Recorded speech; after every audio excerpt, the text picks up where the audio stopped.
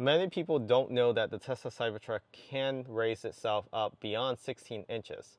So during regular drive mode, you can go up to high, and this allows you to raise the height up to 12.4 inches.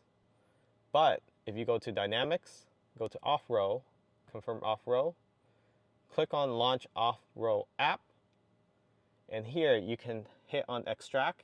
It will go up to 16 inch.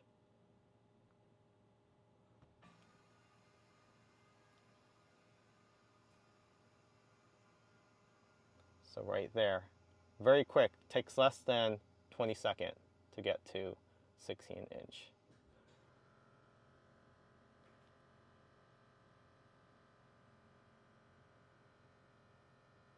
So this allows you to extract or driving over terrain that has clearance that you need. You can get up to 16.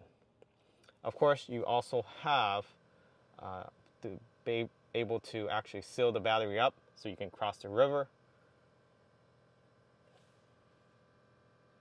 And that is weight mode. How cool is that?